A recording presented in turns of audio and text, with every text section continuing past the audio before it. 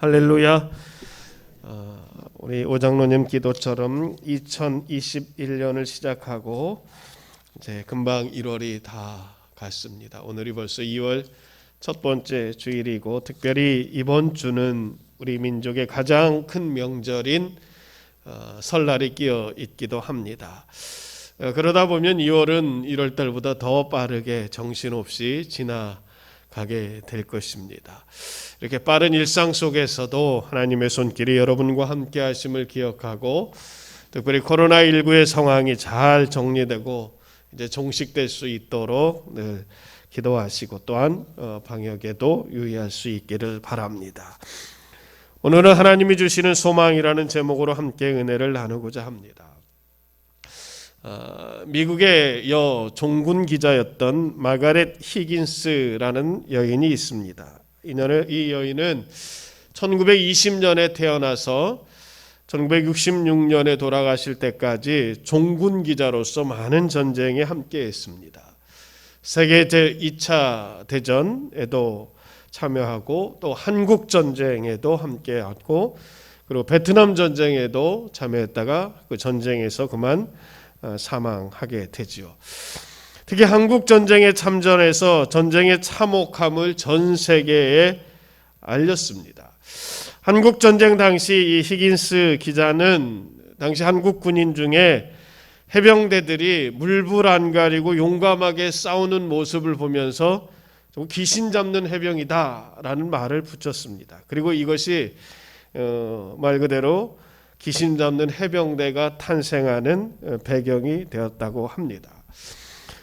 후에 그녀는 여성 최초로 기자로서 가장 큰 상인 퓰리처 상을 받은 그런 철의 여인이기도 합니다. 이 여인에 대한 일화 중에 한국 전쟁 중에 경험했던 실화가 한 가지 있습니다. 계속되는 소모전으로 인해서 사람들은 다 지쳐 있고, 또 음식도 제대로 공급되지 않아서 병사들은 굶주림에 통조림으로 끼니를 때우고 있었습니다. 그때 현장을 지대하던 한 종군 여기자는 인터뷰 대상을 찾다가 나무에 기대서 아무런 기대감 없이, 또한 무정한 얼굴로 이렇게 통조림을 먹고 있는 한 병사에게 다가가 묻습니다. 만일 내가 당신의 소원을 한 가지 들어줄 수 있는 전지전능한 하나님이라면 당신은 지금 무슨 소원을 빌겠습니까? 이 히긴스라는 기자의 그런 질문에 그 병사는 갈구하는 눈빛으로 이렇게 얘기합니다. 나에게 내일을 주십시오. Just give me tomorrow라는 말입니다. 나에게 내일을 주십시오. 병사가 말한 내일은 곧 소망을 말하는 것입니다. 하루하루 지옥 같은 전쟁터에서 자신을 유지하고 지탱할 수 있는 힘, 그것이 바로 내일이 있다는 소망인 것이죠. 우리가 소망이 있으면 아무리 힘들어도, 심지어는 언제 죽을지 모르는 전쟁터에서도 견딜 수가 있습니다. 반대로 소망이 없으면 지금 아무리 편하고 안락한 생활을 한다 할지라도 그곳은 내가 살 곳이 못 되는 곳입니다. 그만큼 소망이 중요하죠. 소망이 없으면 어떤 어려움도 우리가 견딜 수가 없습니다. 반대로 소망이 있으면 아무리 큰 환난이라도 능히 이길 수가 있는 것입니다. 오늘 성경에 보면 참으로 참혹한 가운데서 소망을 발견한 한 민족을 볼 수가 있습니다. 이스라엘 백성들, 히브리인 민족은 430년 동안 애굽에서 살게 되는데, 처음에는 동등한 민족으로 살다가 점차적으로 그들은 노예가 되어서 애굽의 지배를 받게 됩니다. 갈수록 살기가 힘들어졌음이 당연합니다. 성경에 보면 그들이 하는 일이 주로 흙을 이기고 벽돌을 구워서 성을 쌓고 또 농사 짓는 일이었습니다. 그러니까 애굽 사람들이 하기 힘들고 어려운 일들을 이스라엘 백성들, 히브리 민족들을 노예로 삼아서 시키는 거예요. 얼마나 힘들었겠습니까? 도무지 희망이라고는 보이지 않는 반복되는 하루하루 일상이었습니다. 더구나 노예 생활이 언제 끝날지 아무도 도무지 알 수가 없습니다. 그러니 지금 이 상태에서 희망이라고는 찾아볼 수 없었을 것입니다. 이스라엘 사람들에게는 어떤 밝은 내일도 또 희망찬 미래도 보이지 않습니다. 내일이면 뭔가 달라지겠지 하는 기대가 있어야 하는데 그들은 그런 것들을 찾을 수가 없었던 거죠. 어느 사람 누구 하나 믿고 의지할 데도 없고 또 자신들의 억울한 처지를 호소할 만한 사람도 없었습니다. 그것이 당시 이스라엘 사람들의 처지였습니다. 출애굽 당시 이런 이스라엘 백성들과 오늘 이 시대를 살고 있는 우리들을 비교해 보면 우리의 모습은 과연 어떻습니까?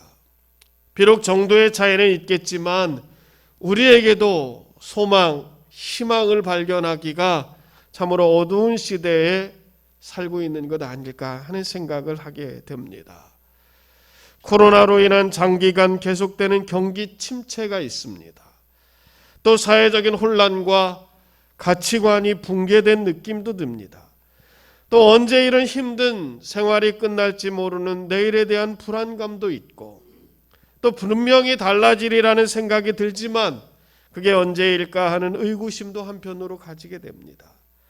무엇보다 농촌에 사는 우리들에게는 도시의 모습이나 또 서울이나 도시의 집값 폭등 등을 보면서 느끼는 그런 상대적인 박탈감도 가지게 됩니다.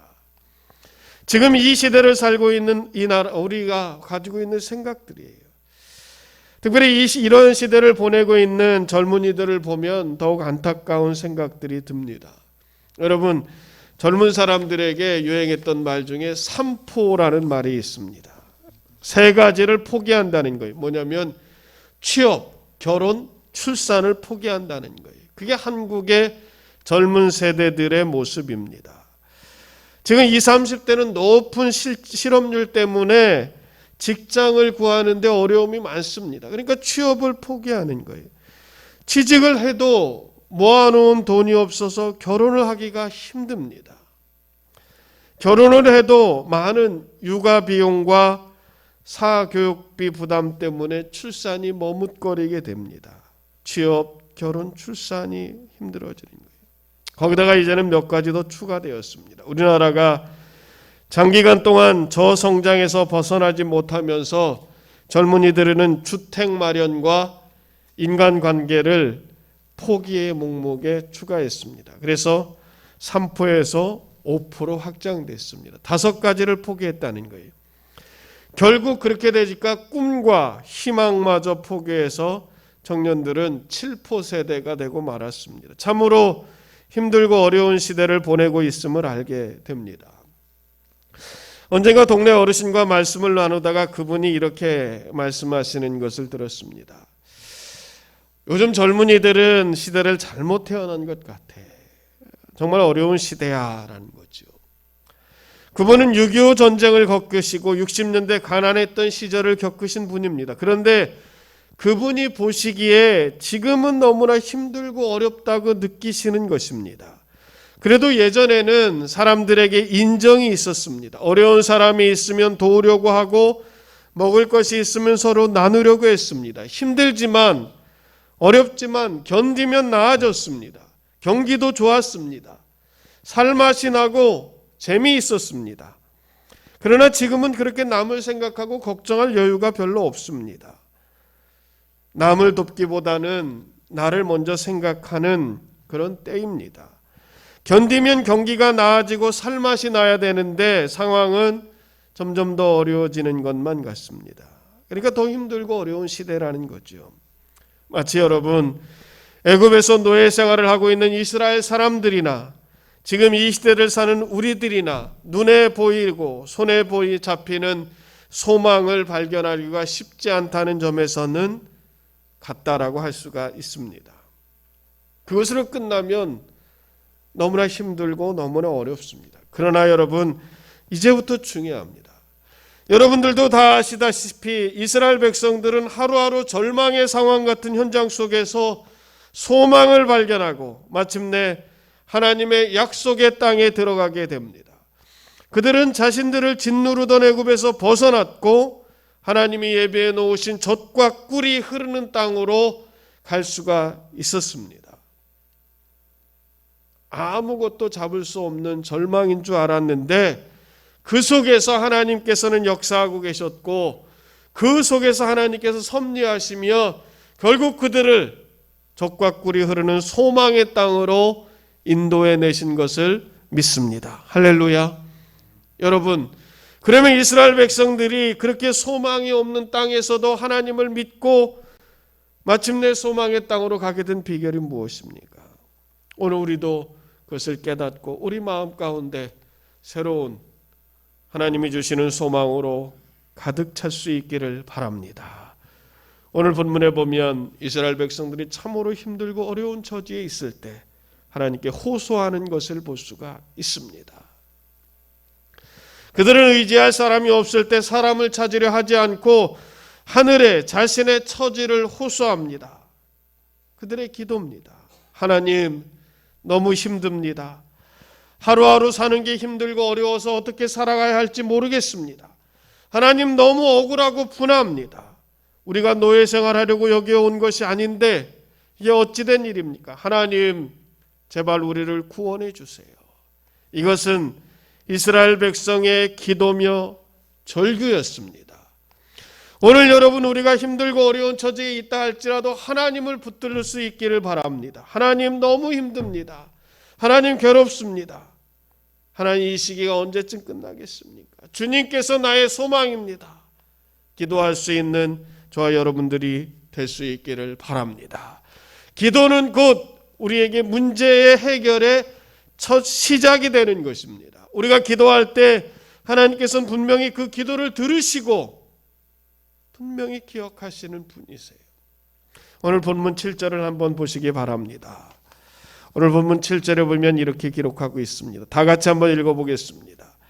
여호와께서 이르시되 내가 애굽에 있는 내 백성의 고통을 분명히 보고 그들이 그들의 감독자로 말미암아 부르짖음을 듣고 그 근심을 알고. 할렐루야.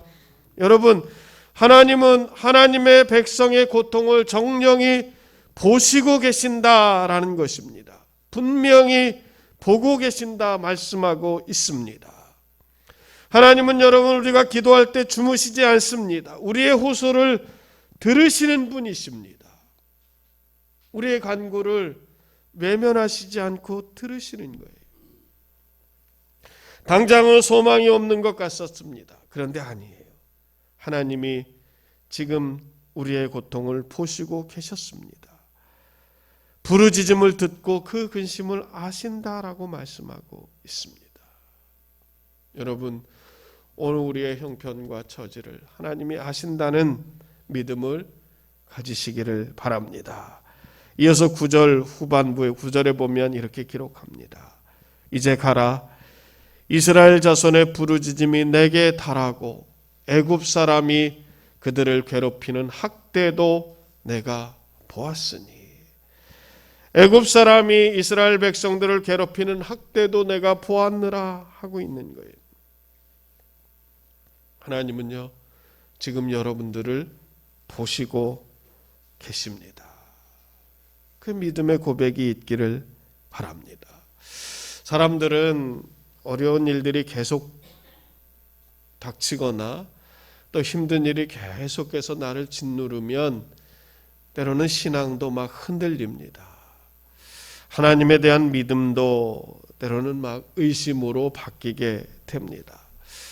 하나님이 나를 사랑하신다는데 이게 어찌된 일인가라는 생각이 들기도 하죠. 또 믿음 생활을 잘함에도 불구하고 왜 이런 일들이 나에게 닥쳤을까라는 마음이 들기도 합니다. 그래서 때로는 원망이 되기도 하고 또 불평이 되기도 하고 때로는 의심으로 변하기도 하는 것을 보게 됩니다. 그러나 여러분, 오늘 성경은 우리들에게 분명히 가르쳐주고 있습니다. 애굽 사람이 너희를 괴롭히는 학대를 내가 보았노라. 너를 힘들게 하는 일 내가 보았다라는 것입니다.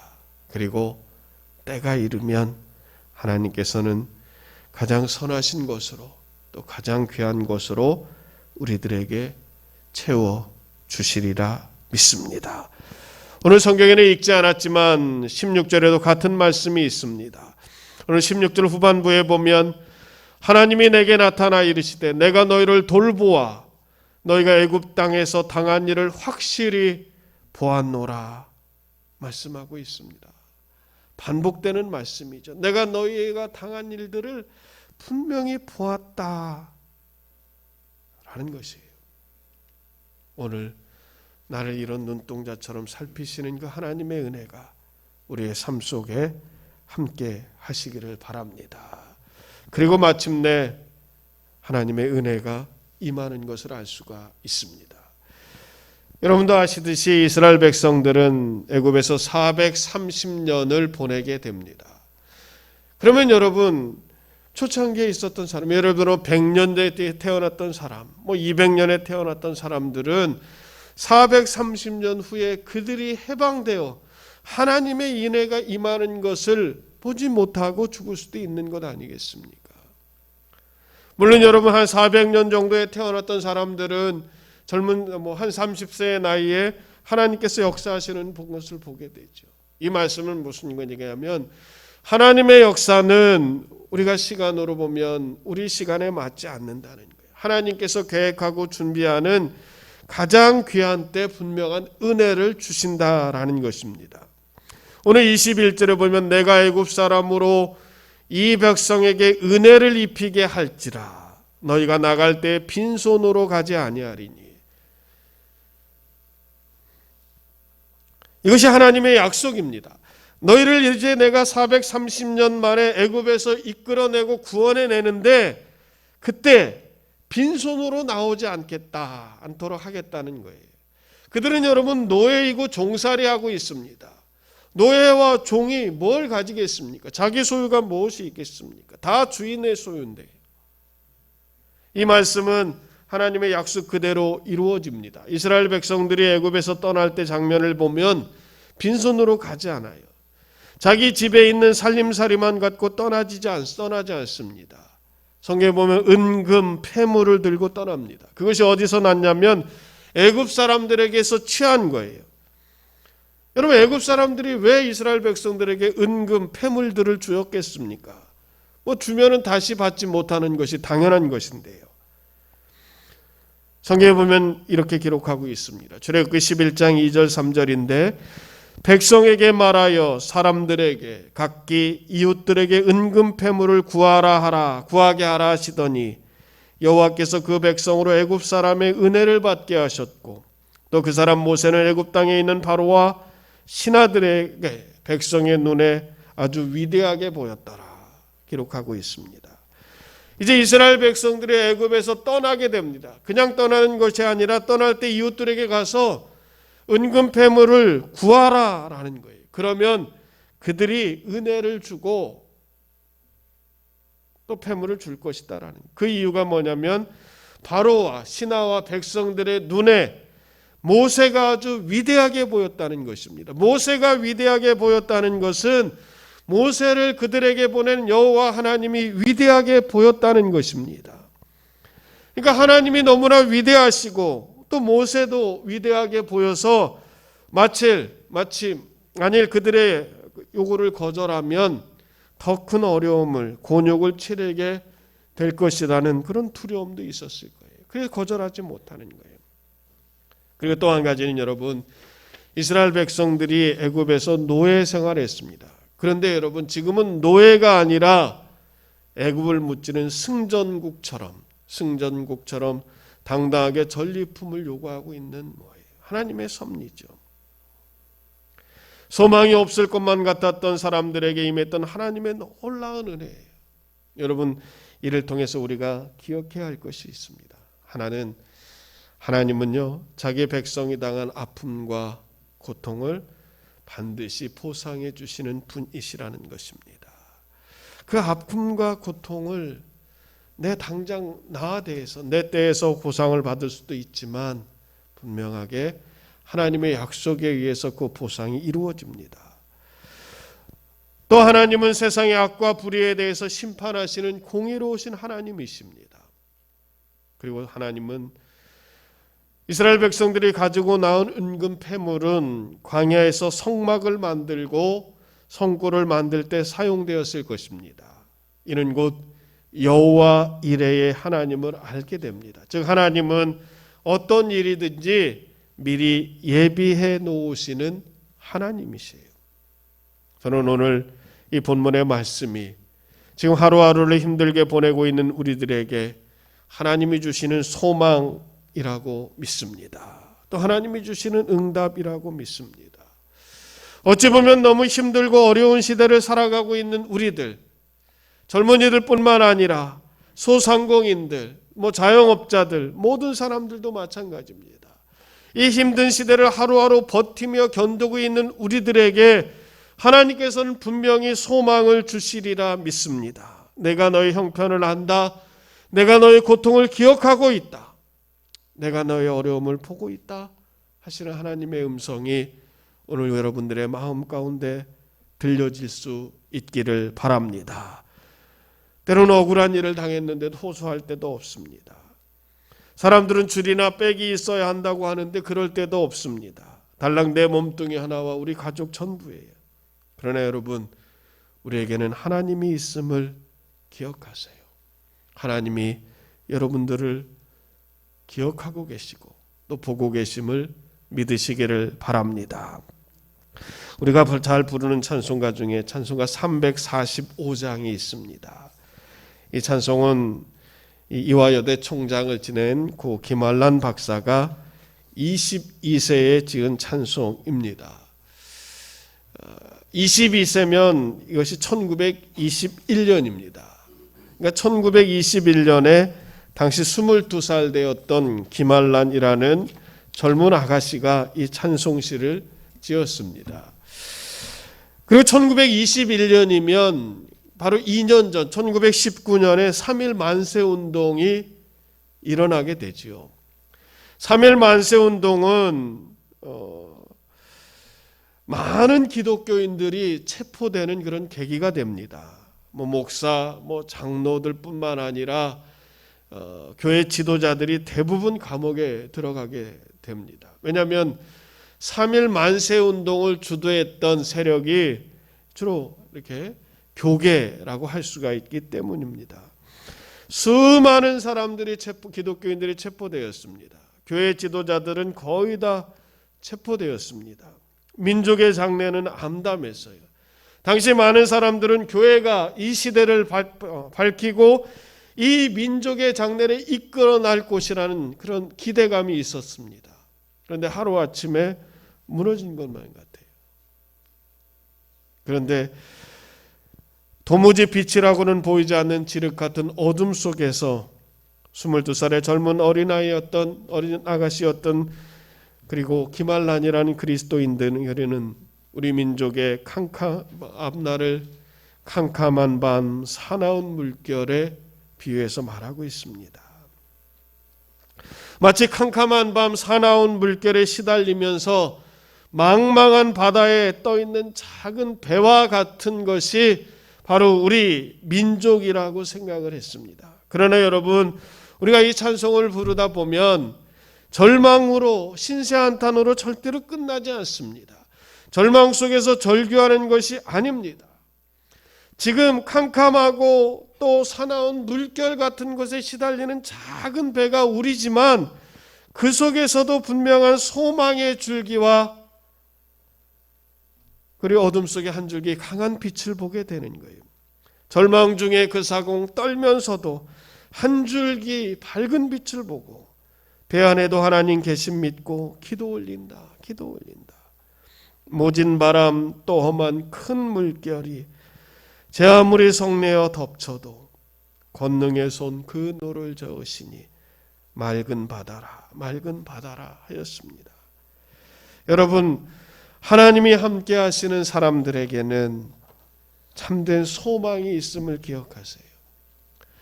지륵 같은 어둠 속에 있는 것만 같은데도 그 속에서도 한 줄기 빛을 보게 됩니다. 그리고 그 빛이 마침내는 어둠을 몰아내고 어둠으로부터 승리하는 것을 알 수가 있습니다. 망망한 바다 가운데 캄캄한 어둠 속에도 아니면 뜨거운 사막 같은 곳일지라도 하나님이 주시는 한 줄기 빛이 있다면, 또 하나님이 우리에게 허락하시는 한 줄기 소망이 있다면 그 능히 그 어려움을 견딜 수 있는 저와 여러분들이 될 수 있기를 바랍니다. 오늘 나에게 허락하시는 하늘의 소망이 바로 그것입니다. 우리의 상황이 아무리 힘들다 할지라도 하나님은 우리를 보시고 기억하시고 알고 계신다는 믿음을 가지시고 하나님께 참된 소망을 둘 수 있는 우리 모두가 될 수 있기를 바랍니다. 기도하겠습니다.